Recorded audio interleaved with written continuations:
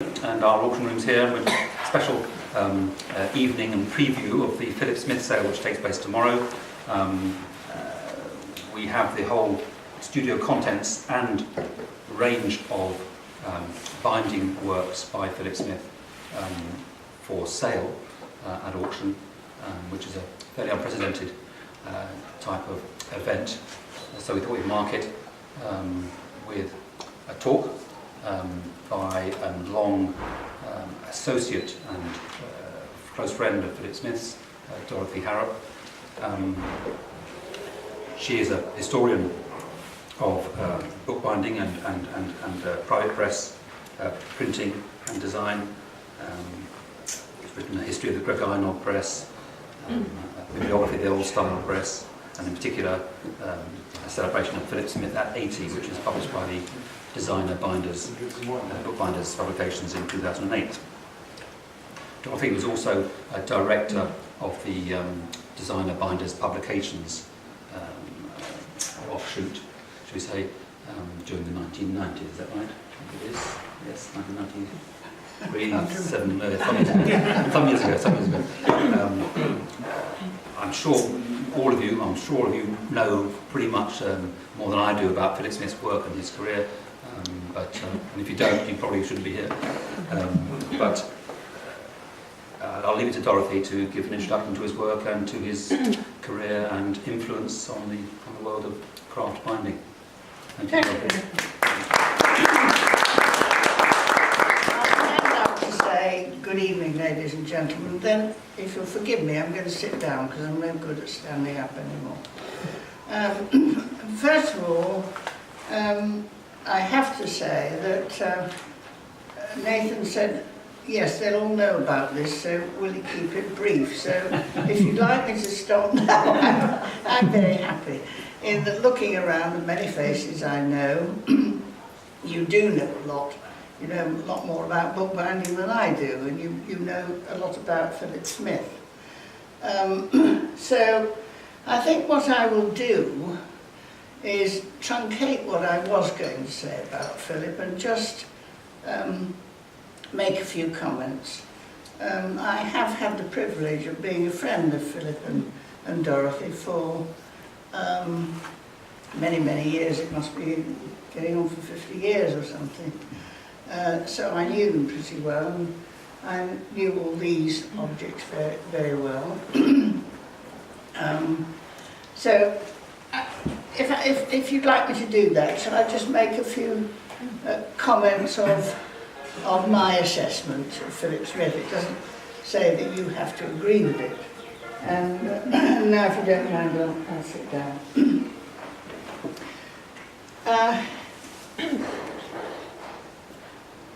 Philip, in a way, was a very unusual man, not only very gifted, but also very lucky. He came, I think he was lucky anyway, he came into bookbinding at a very strange time, if you think about it. After 1200 years or something, for the first time, there was going to be in Britain a seismic change in how fine books looked on the outside. And this was very new. So Philip was in at the very beginning of this. And this, as you will know, was stimulated by French fine art and French design in the first decade of the 20th century, the second decade, the third decade, and so on, up to the Second World War. And by the time Philip was ready to come on the scene, Edgar Mansfield was on the scene. He was a very interesting man. He was an artist, a sculptor, a bookbinder, a writer, all sorts of things. And he was teaching design in London. And so this galvanised the very small body then of distinguished bookbinders who later became very distinguished. People like Bernard Middleton, who I'm delighted to say is here with us this evening, very nice to see Bernard here with us. And the early members were people like Ivor Robinson, Jeff Clements. It didn't all come in right at the beginning. They were a small, tightly knit group. Trevor Jones, thank you, Trevor Jones and so on. And they met together quite frequently and urged each other on. And they were to become, as you will know, designer bookbinders by the 60s. Now Philip was just ripe for all this because he had had a training in art, first at Southport, then at the Royal College, under the late great Roger Pole, who was later not a great fan of Philip's, I have to tell you, and also his assistant Peter Waters. And Philip was their star pupil, really. After that, what else should he do? But he was invited to go and work for Douglas Cockrell. Now, what kind of a start is that for a bookbinder? I mean, most of you who are bookbinders would have given some of that, a lot for some of that, wouldn't you? I'm going to look at my notes, otherwise I'll lose track and forget what I was intending to say and what I was intending to miss out. So, he was, if you like, a very lucky man in many ways. And he was he was also very unusual in lots of ways, I suggest. To begin with, all his bookmaking, throughout his life really, sprang from a spiritual base. He'd started off in life as a Quaker and had forsaken his formal religious beliefs, and later in life studied and became attracted to non-dualism, which is an Indian idea. Now, if you don't know what non-dualism is, very briefly, it is a belief that everything in creation, man, creatures, objects, animate and inanimate, are part of one creation. And Philip always said, I make books to express my life. And that is how he always thought about it. So every day he got up full of joy about what he was going to make. And that, I think, is a very enviable position to be in. What else had I better say about him? He was also blessed with, and is, tremendous physical energy and mental energy, so that he could work long days in the workshop without ever becoming tired or exhausted, and then go and play a game of badminton. He said to me on the telephone the other evening, I've just done 90 press-ups. Well, I just felt weak at the knees. And, I'm not quite as old as Philip either. So in that way, he was also lucky. But Philip, I don't think people always realise this about him. Philip was a very good communicator, so he was always writing about himself as people saw it and what he did, and where his work was up to now. And there's no doubt, of course, that he was a wonderful self-publicist, which was the envy of many of his colleagues. But I think what they didn't take in was that Philip was very generous with his information. He never kept anything secret, and part of his wanting to tell them was twofold. He wanted to communicate the excitement, and also he wanted to urge them on to greater things, because this is what he saw himself as being about. And I might just say a word about designer bookbinders. He was a very faithful servant of the society, because he exhibited with it from his earliest days. He held various posts over many years and became president at one time. He also, when they launched the prestigious annual volume, The New Bookbinder, became one of the small editorial board and was forever goading us on and bullying us forward, as it were. And he was also a very faithful contributor, almost too much so, in some respects, that one had to tone him down a bit, you know, in pages, I mean. I first met Philip, I think, in about 1968. I went to their house in Merstham where he had his own bindery. He was exhibiting with DB and he was still also teaching at that time. And shortly after that he became freelance and then forevermore just worked to commission, worked for exhibitions and so on. And he produced, considering the kind of work he produced, minutely detailed. He produced a lot of work, round about 400 volumes. That's a hell of a lot of bindings, of ordinary full bindings. I should say I'm not a bookbinder, but I have bound books in full and part leather and have the volumes to prove it, so I do know how long these things take. His first really, I want to talk a bit about the important works now, if I may, just so you get a sort of opinion from me. Whether you agree with me or not really doesn't matter. The first of his really important, artistically created book bindings, to my mind, without question, was his King Lear of 1968. A wonderful binding which I can always see. You get this powerful, brooding face full of grief and anguish. This depicts Lear, of course, descending from sanity into madness.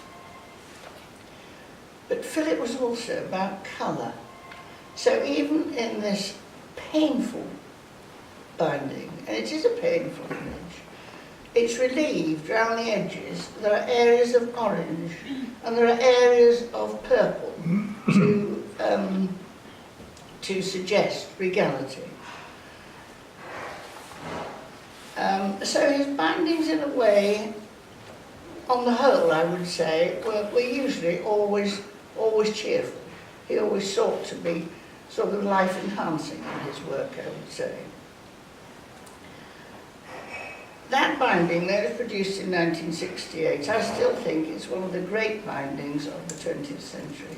And I also think that nobody ever produced a binding of more dramatic power. That you may, I'm happy if you question me later, but that is what I believe. And after, you will know the story of how he invented various things or took up others' ideas so that he ended up using his two most expressive things used in his book binding. The two most expressive features, without question, were the feathered name, because that allowed Philip to be what he really was, which was a painter. That's what Philip really was. And Philip applied paintings to bindings, if you like to put it that way. Roger Pearl would not have agreed with me, but that's okay by me.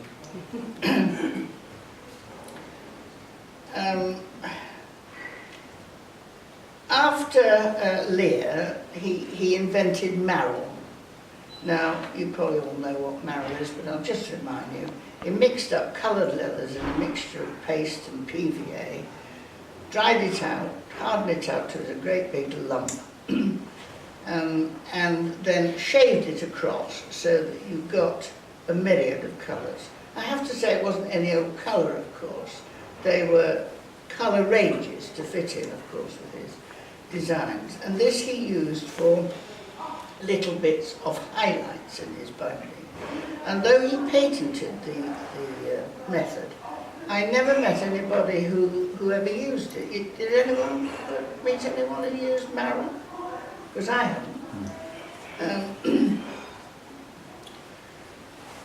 During the late 60s, Philip became very engaged with Tolkien.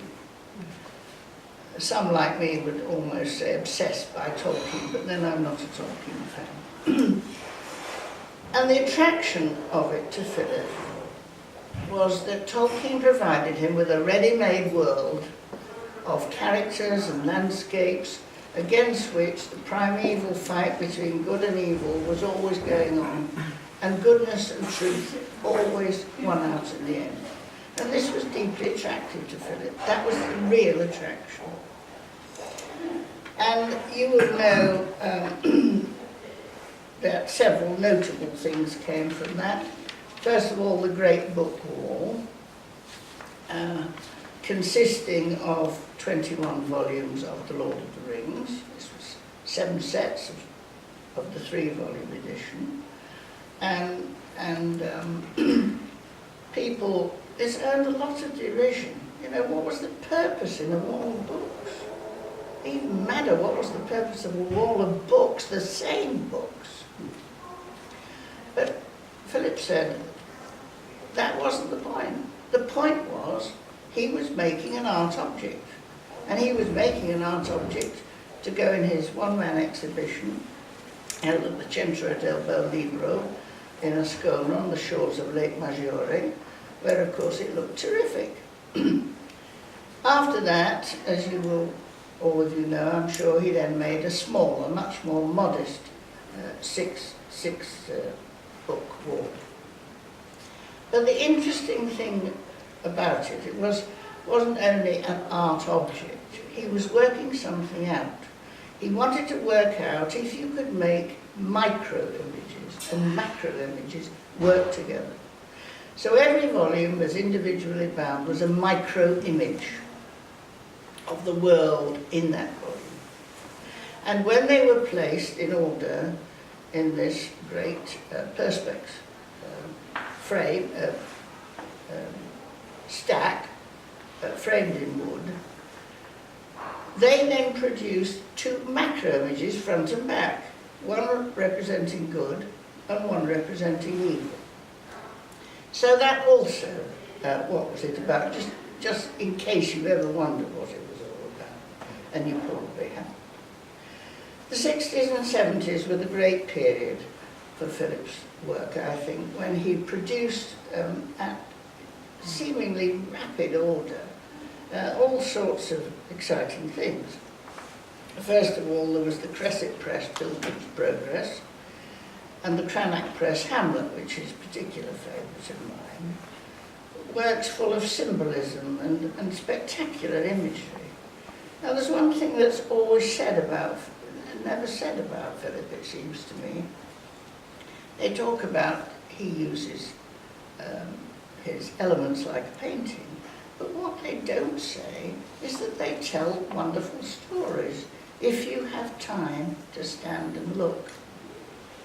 You do sometimes, with the very complicated ones, need an interpreter. And I suppose I'm very lucky in that I, for a long time, have had an interpreter. In 74, came the largest book he ever bound. This was Vesalius's anatomy book, called De Humanae Corporis Fabrica. Huge, great thing. Astonishing work. And Philip got very caught up with this. And his binding of that was an attempt to work out what was the purpose of man's life. So on the front you get, if you remember, a very small, finely wrought image of a human skeleton set against the profile of a thinking head. And obviously the man is working out, trying to work out his destiny.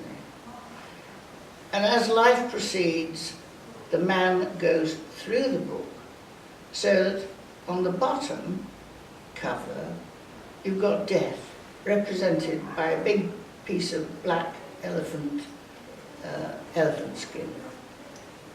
It's again a very dramatic piece, but it's interesting to follow his mind processes through it, because the question he was really asking was, is there life after death? That is the question posed by the minder.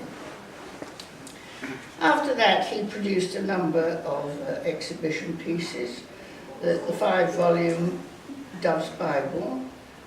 Think of that as a source of images. There is no greater source in the whole world than the Bible, is there? For images, you could spend 10 lifetimes working them out.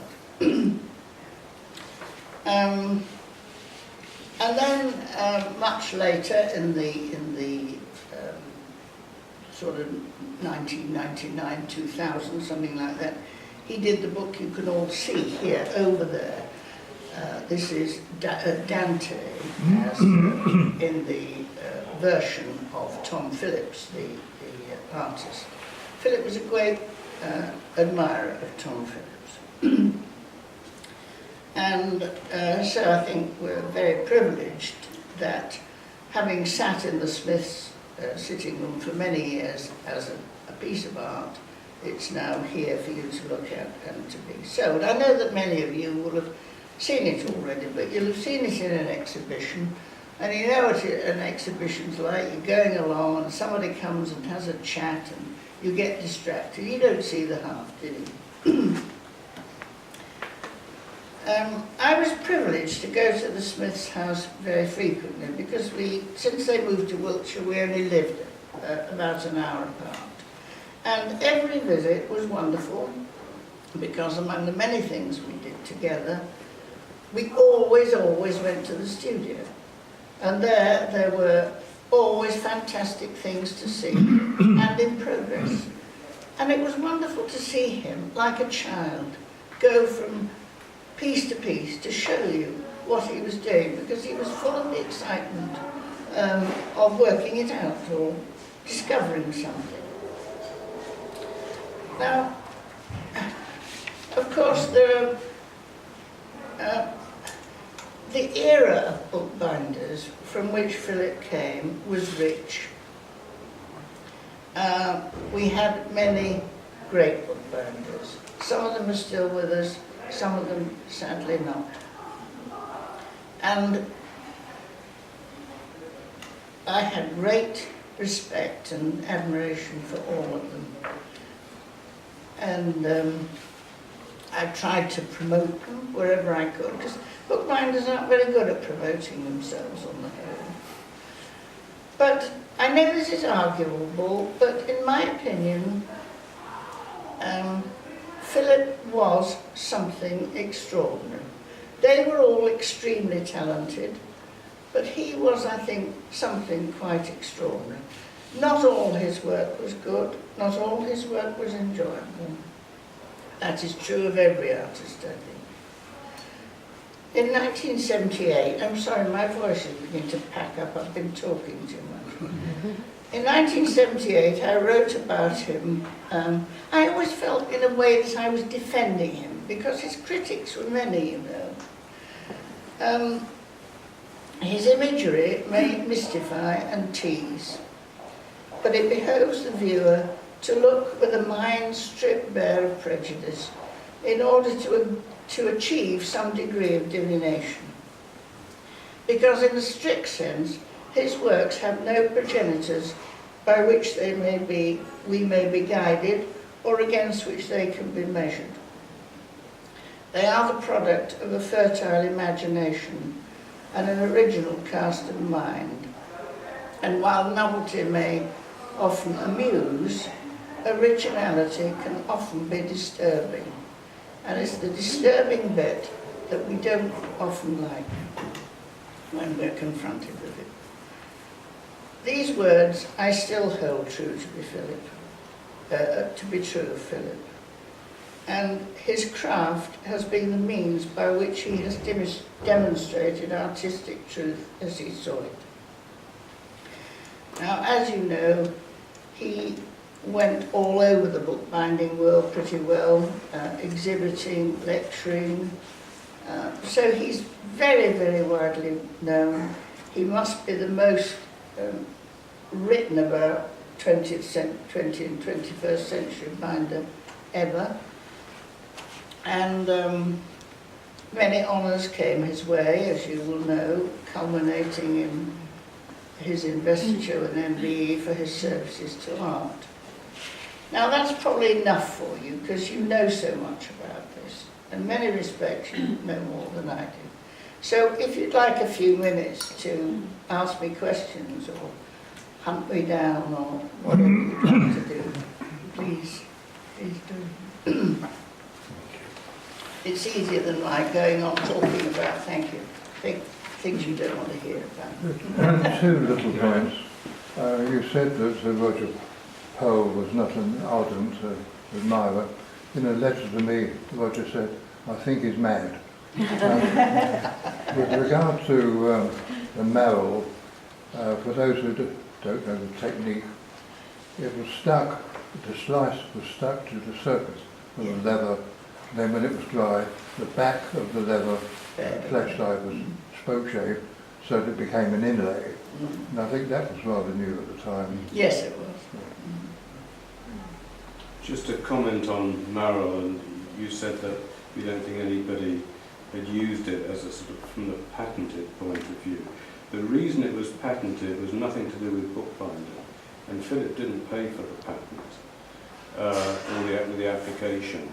Armstrong Tiles were interested they were doing cork tiles. They were interested in using the process to develop a surface for tiles. Yeah. And apparently they told me that they paid for the entire application, and they almost wished they hadn't done it because people felt that he was being protective of the technique. But he wouldn't have done it from the bookbinding point of view. That I would have said was the antithesis of anything it was about, really. But of course it wouldn't have worked for Charles, because you must know better than I. It doesn't work in larger areas than small pieces. I mean, ultimately, it's got to disintegrate. Well, it was never. Yeah. You started off, as people generally do, crediting Edgar Mansfield, but the influence on binders of Roger Poe on Peter Walters, and I know he did. What I'm saying is, in a way, he was asked Bernard this perhaps.